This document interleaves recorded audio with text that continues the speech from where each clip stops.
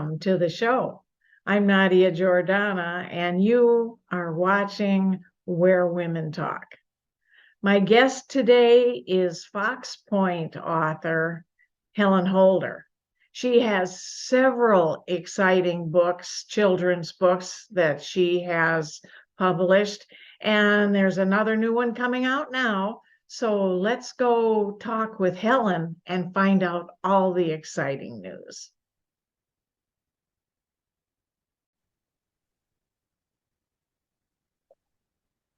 Welcome to the show, Helen. Well, I'm glad to be here.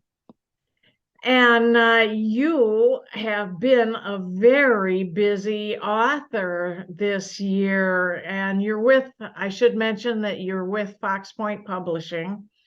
And you've published several books this year with, I think, one coming out about now and more later on.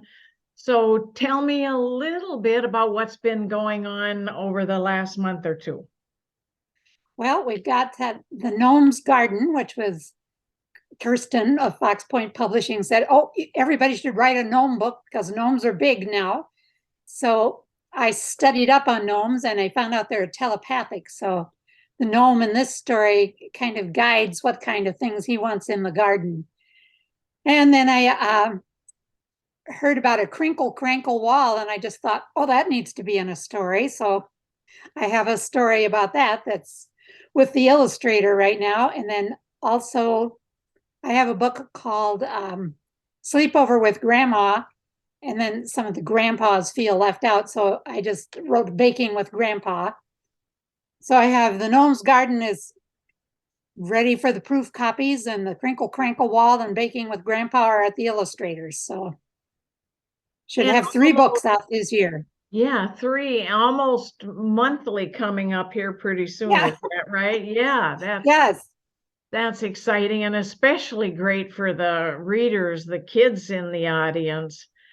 Well, now that's the beginning part of this year. Will it just be 3 books this year? Or will it actually be a couple of more? Or that will probably be it. I set a high standard when I had 7 published in 2020, but I'd written a lot of those beforehand. So I'm not quite up to writing 7 every year.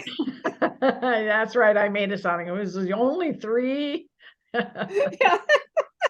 And writing a book is an awful lot of work and an awful lot of creative enjoyment too with writing books. I'm wondering, how does your family react to the books and to you being an author?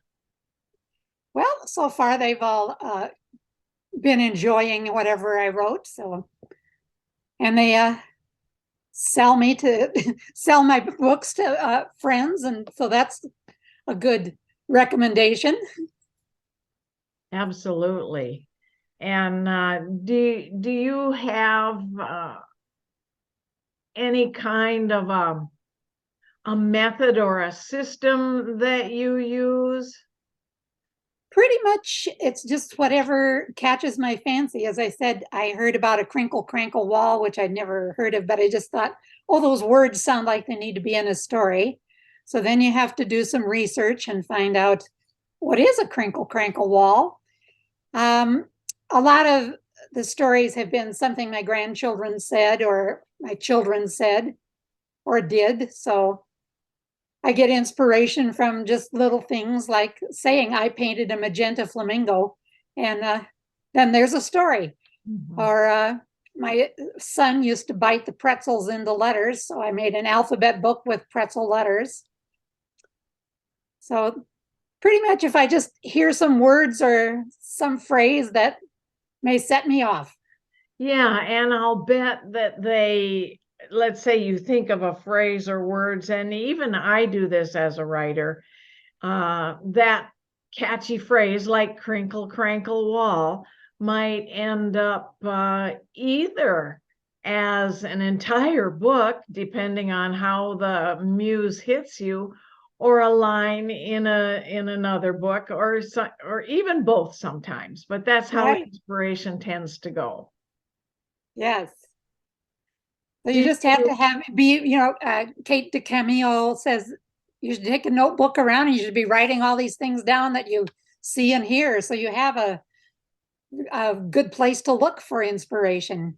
Yeah, you really do need to have a notepad on hand at all times because you never know when that piece of inspiration falls in your lap. Yes. Do Oh, you, and it's good, and it's good to have grandchildren too, so they can keep you.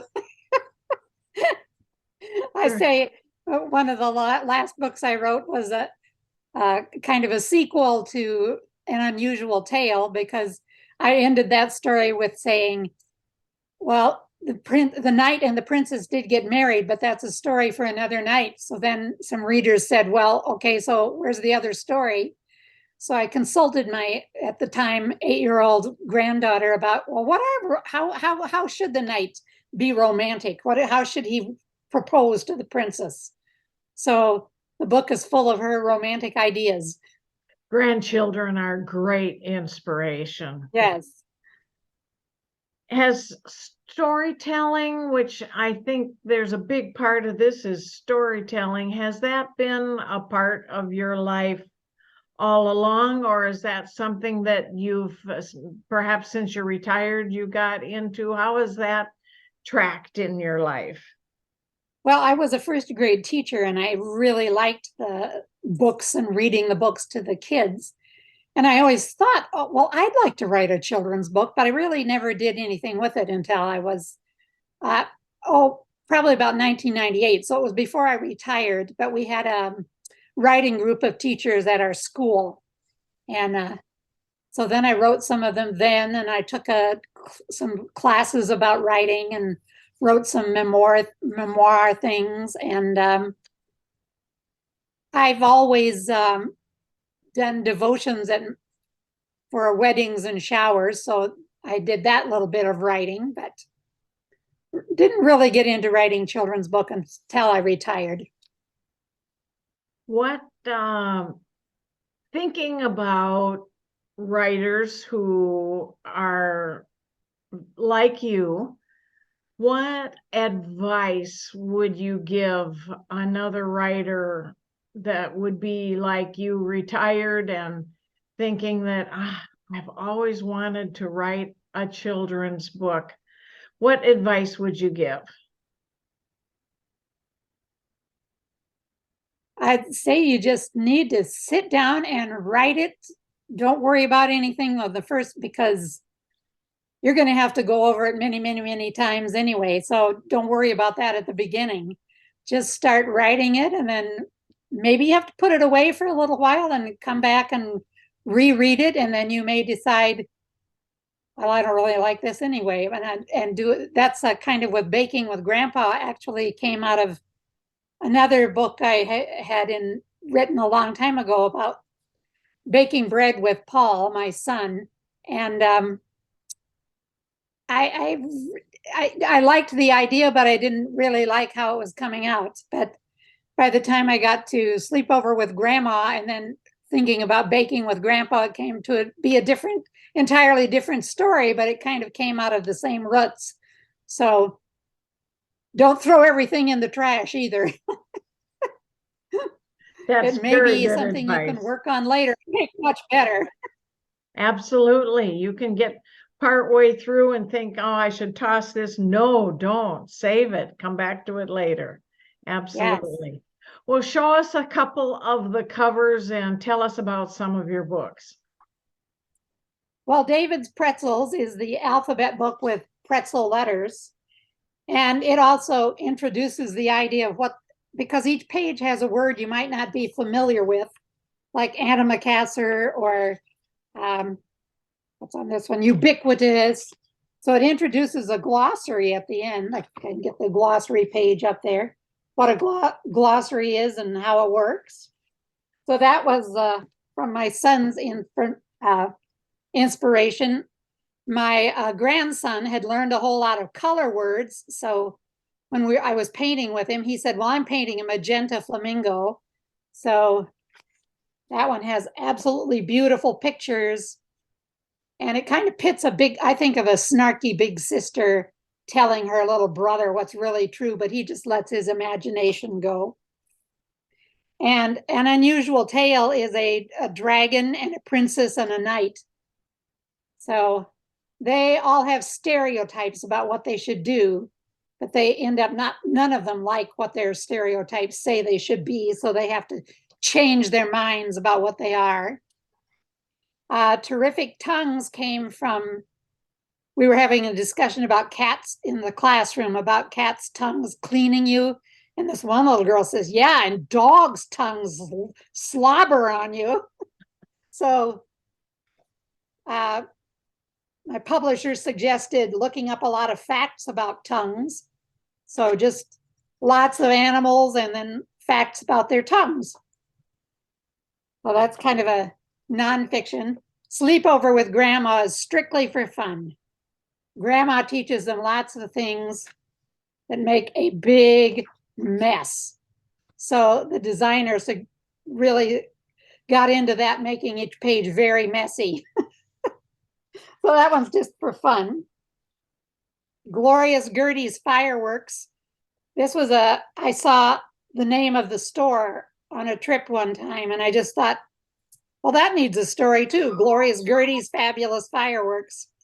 So, and that has also a glossary with names of different fireworks, so you can get a little information. What goes up must come down. Well, that's about the law of gravity, except it doesn't seem to work because things go up, but then they don't come down. So the bride's throwing her bouquet up and it doesn't come down for anybody to catch. But later everything does come down. Just takes a long time for it to get there.